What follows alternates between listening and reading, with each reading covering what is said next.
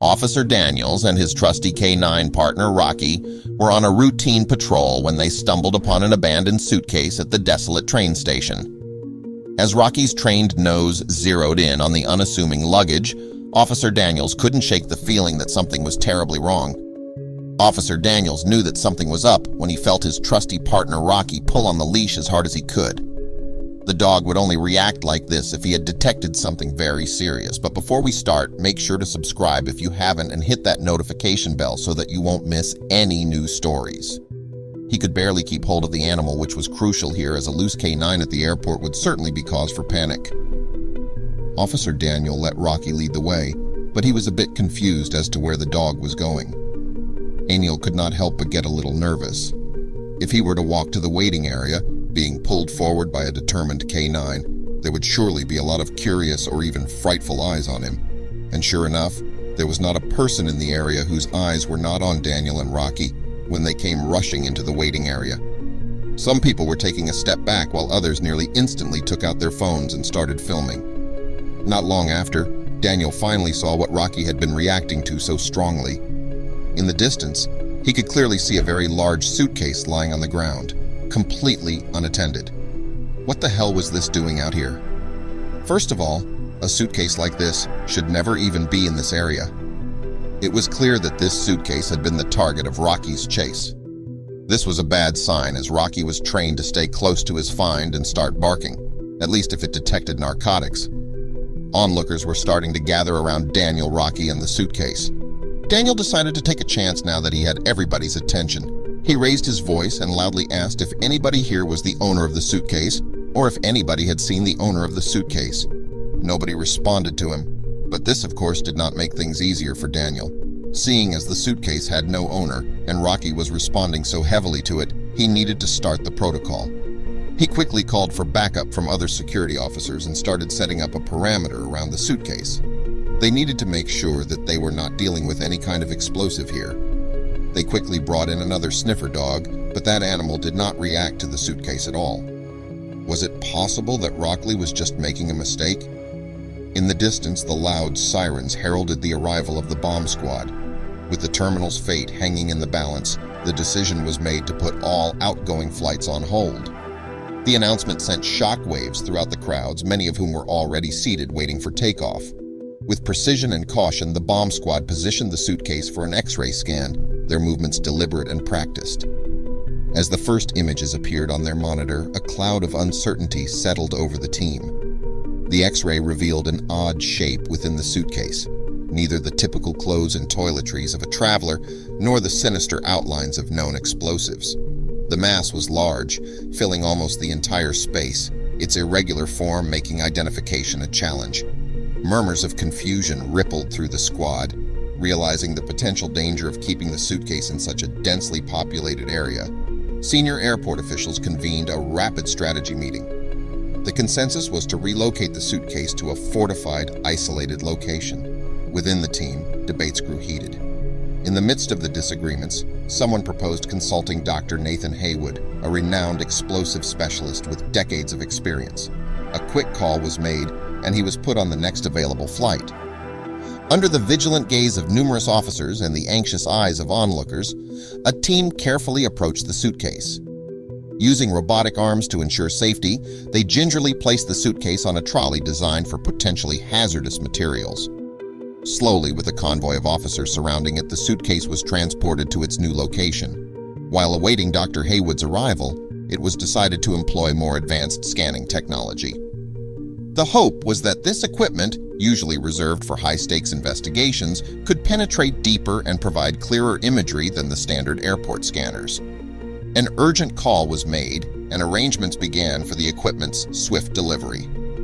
As the terminal remained closed, a ripple effect manifested throughout the airport. Neighboring terminals became overcrowded with diverted passengers, and the tarmac was cluttered with planes waiting for available gates.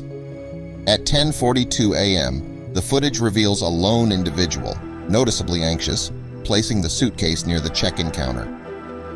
Their behavior is distinctly odd. Glancing around, they seem to ensure nobody watches them. Once the suitcase is set down, they make a hasty exit, blending seamlessly into the crowd. Within a couple of hours, a detailed profile emerges, highlighting distinct features: a scar near the left eyebrow, piercing blue eyes, and a patchy beard. The airport's PA system comes alive, its tone more serious than the usual announcements. "Attention all passengers," it begins, followed by a description of the individual from the footage. "If you have any information or have seen this person, please approach the nearest security personnel immediately." Murmurs ripple through the crowd as everyone becomes an impromptu detective. In the midst of the chaos, the security hotline buzzes. The voice on the other end is distorted, almost mechanical. "The suitcase is just a decoy," the voice rasps. "Look beyond the obvious." Before any questions can be fired back, the line goes dead. Daniel, having been briefed on the anonymous tip, feels a knot tighten in his stomach. Was this a credible threat or just a prank in the midst of the tension? Taking no chances, Daniel orders the evacuation of another terminal. Security teams sweep the area, their trained eyes scanning for anything unusual. Passengers are hurriedly moved out, confusion and anxiety evident on their faces. Multiple calls flood the security lines. An unattended backpack near Gate 12. A strange box in the restroom. Each report sends teams racing to the scene. Daniel's trained eyes notice signs of forced entry and a discarded walkie-talkie on the ground. Nearby, a cluster of shipping containers shows signs of recent activity. The dimly lit cargo area becomes a scene of confrontation. Security corners a group of individuals attempting to mask their presence. Their anxious demeanor and evasive answers raise alarms. Swiftly, they're detained and taken to a secure location for interrogation. Inside the stark interrogation rooms, the stories begin to unravel. The detainees' accounts don't match up, and their reasons for being in the cargo area sound rehearsed. A sinking realization hits the team. The suitcase has achieved its purpose. It wasn't the main threat, but a ruse to divert resources. However, the puzzle's missing pieces, what was the actual threat and why the airport, linger heavily in the air, pushing Daniel and his team to dig deeper. When the latches finally click open and the suitcase's lid is carefully lifted, the scene inside is both startling and heart-wrenching. Exotic, sedated animals, their eyes barely flickering, are crammed into tight spaces. As authorities delve deeper, they unearth invoices, shipping labels, and coded messages. They paint a grim picture of endangered animals being traded like commodities. The syndicate's sophistication becomes apparent, leveraging busy airports to mask their illicit operations. The jittery man from the camera footage, previously an enigma, now has a name and a notorious reputation. Connected to numerous global smuggling operations, his criminal record is a maze of aliases and dark dealings.